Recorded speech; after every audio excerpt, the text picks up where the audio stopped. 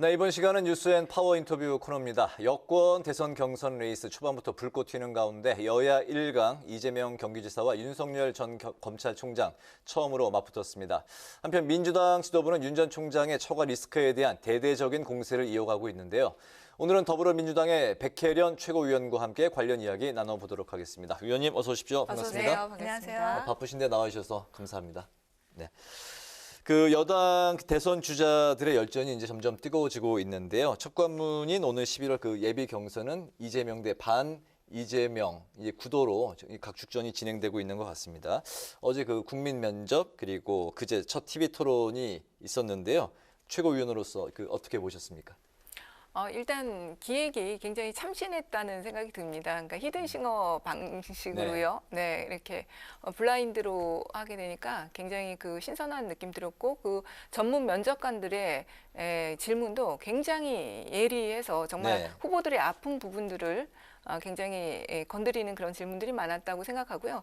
아무래도 이게 이제 반 이재명 이렇게 갈린다고 자꾸 언론에서 얘기하는데 그건 역대 어떤 선거를 보더라도 마찬가지입니다. 1등 주자에게는 모든 후보들의 견제가 따를 수밖에 없습니다. 그렇죠. 네, 그래서 그것은 특별하게 지금 이 선거에 한해서 이런 것이 아니고요. 모든 선거가 그래왔다. 그래서 특별하게 그것을 강조해서 그렇게 할 필요는 없을 것 같습니다. 네. 네, 이번 경선 절차를 좀 들여다보니까요. 굉장히 좀 흥행을 위해서 고려하고 고심한 부분이 굉장히 많은 것 같고 그리고 또 역동성도 느껴집니다. 근데 아직까지는 뚜렷한 흥행 기류가 느껴지지 않는다는 목소리가 있고요. 그리고 전문 면접관 구성 논란으로 출발부터 좀 삐걱거리고 있는 그런 상황입니다.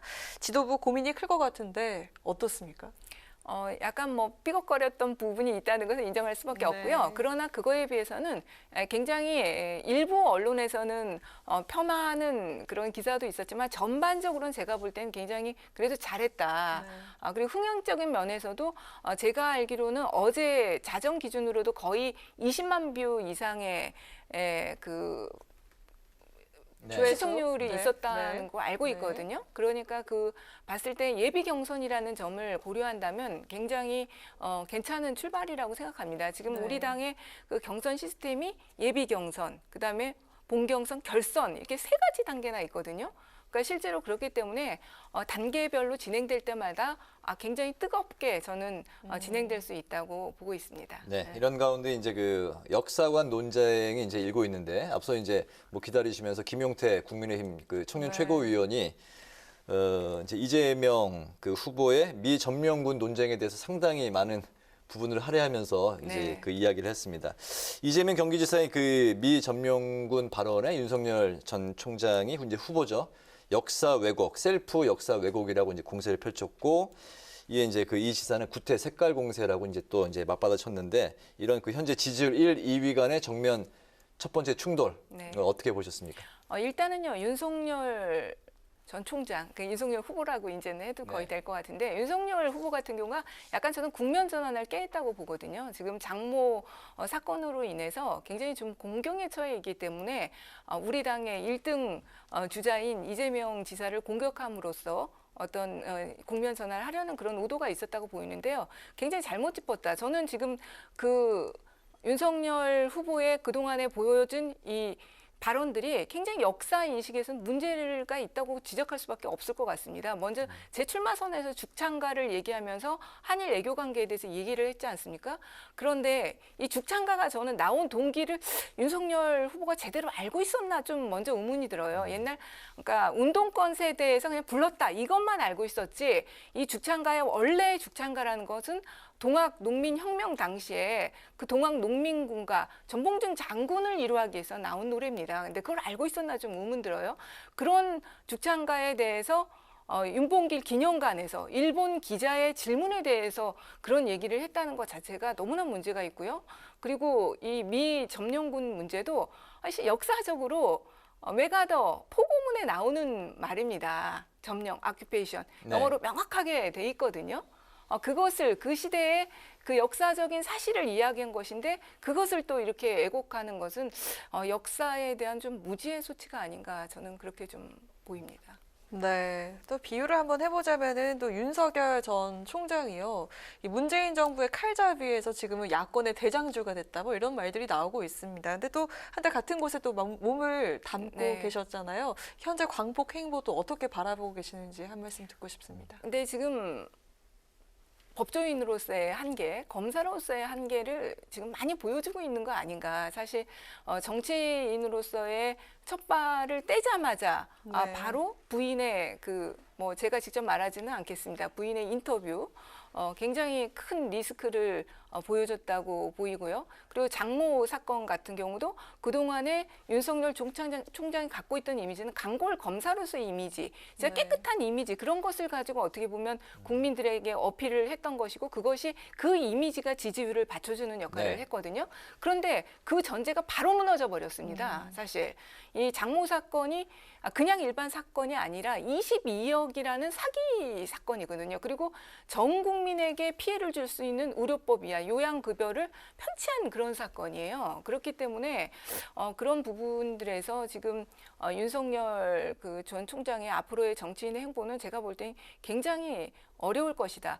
지금 문제는 이 사건으로만 끝나는 게 아니라 아직까지도 7개 수사 중인 사건들이 있습니다. 네. 점점 더 그 사건들은 오히려 윤석열 전 총장과 직접 연관된 사건도 있고 부인에게 직접 연관된 사건들도 있고 그렇기 때문에 이 장모 리스크하고는 또 비교할 수 없는 더 큰 리스크를 가지고 있거든요. 그렇죠. 그래서 제가 볼 때는 지금 순탄치 않을 것으로 보입니다. 그러면 이렇게 산을 넘기 힘든 경우에 대선 레이스를 계속 이어갈 수 있다고 보십니까? 어떻게 보십니까?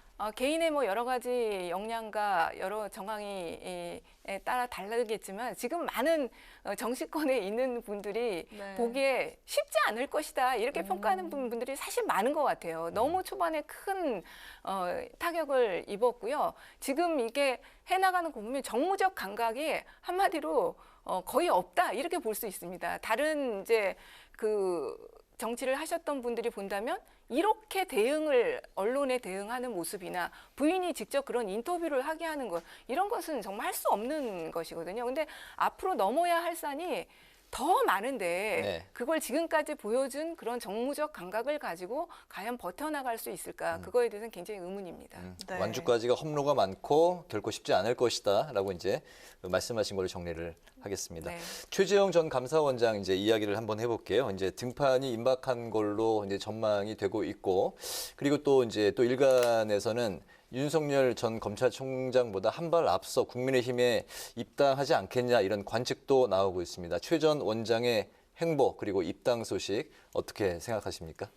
일단 최재형 원장에 대해서는 너무나 유감스럽습니다. 그러니까 감사원장이라는 자리가 과연 대권을 가지기 위해서 징검다리처럼 거쳐갈 수 있는 자리냐 정말 아니라고 생각하거든요. 네. 정치적 중립성과 독립성을 정말 견지해야 되는 자리고 본인이 제가 법사위원으로서 있을 때 취임사에서도 그것을 몇 번이나 강조했습니다.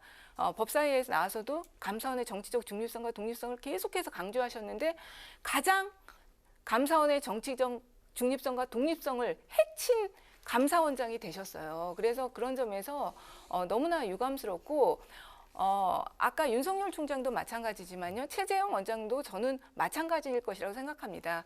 법조인들이 갖는 한계가 확실히 있거든요. 법조인들은 주어진 현실에서 그것을 뒤늦게 평가하고 따라가는 사람들입니다. 무언가를 먼저 새롭게 만드는 사람들은 아니거든요.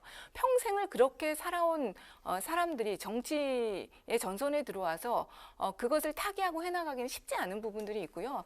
여러 가지 저는 지금 이 4차 산업혁명 시대에 따라가기는 쉽지 않을 거다. 그렇게 좀 보입니다. 뭐 윤석열 전 총장, 최재형 전 감사원장 중도 낙마를 하면 현재로서는 이재명 지사의 대항마가 없네요. 그래도 뭐 야당에서도 주자는 많이 있지 않습니까? 네. 네. 그분들께서 또 뭐 하실 수는 있겠죠. 아직까지 정치라는 건 너무나 역동적이고요. 변화가 많기 때문에 속단은 할 수 없고 또 그 내외에서도 어떤 뭐 변화는 있겠죠. 8개월 네. 동안의 변수도 많이 있고요. 네. 알겠습니다. 그리고 우리 당에도요. 네. 지금 1강 주자이기는 하지만 이재명 지사가 후보로 된다는 보장은 없는 네, 겁니다. 판도가 또 바뀔 수도 그럽니다. 있다는 거죠? 아직까지 이 경선의 단계가 많이 남아 있고요. 그 과정에서 여러 가지 역동적인 요소가 있을 수 있기 때문에 그것은 그렇게 확정 지어서 얘기할 부분은 아니라고 생각합니다. 알겠습니다. 네, 당 상황도 조금 짚어볼까 하는데요. 그 부동산 의혹, 오인 문제가 아직도 남아 있습니다. 현재 어떤 상황인 건지 좀 설명을 해주시죠. 아직까지 좀 계속 좀 이렇게 경선에 처음 이렇게 들어가고 하다 보니까요. 저희 당에서 좀 집중하지 못한 부분이 있습니다. 이 부분과 관련해서는 이제 정말 정리를 좀 해야 될 시점이라고 보이는데요. 네. 이제 설득 계속 해 나가는 과정이고요. 뭐 비상징계 이런 것은 아직은 검토된 적은 없습니다. 네. 그리고 의원실 성추문 의혹에 휩싸인 그 양향자 의원 출당 여부는 또 어떻게 바라보고 계십니까? 지금 그것은 이제 윤리심판원에 징계를 일단 요청해 놓은 상태입니다. 그러니까 조사를 하고 징계 여부를 심판하는 단계고요.